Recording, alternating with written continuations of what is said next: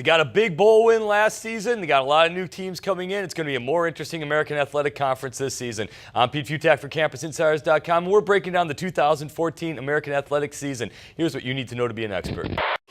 Oh, you're a clever one.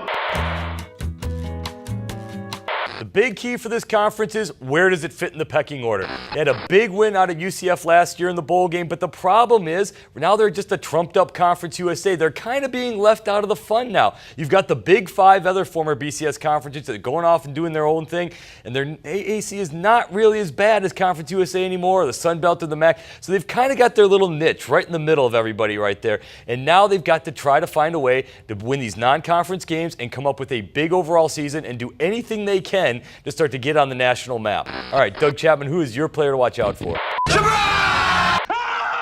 Whoa. My surprise player is wide receiver Markeith Ambles from Houston. This is a kid that committed to USC out of high school, five-star recruit, transfers into Houston, has looked very, very sharp all spring with quarterback John O'Korn. He'll be the primary target for O'Korn this fall.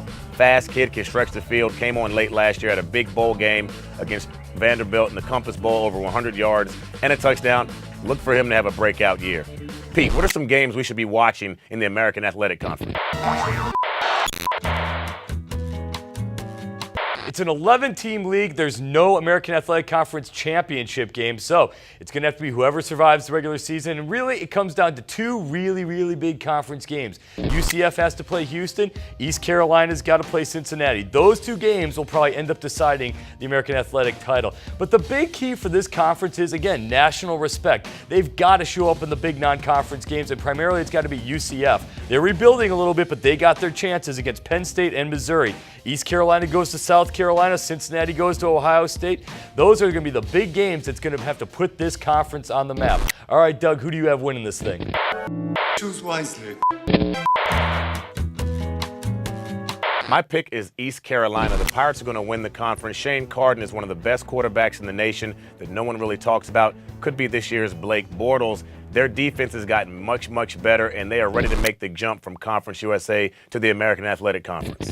I love East Carolina, too. One problem, they got to go to Cincinnati. Tommy Tuberville's doing some big things with the Bearcats. That is one of those programs that's flying under the radar, but it's being very, very good. He has pumped up that talent level in a big way. I think this is going to be Cincinnati's year to take over the conference championship, and I think they surprise a few people.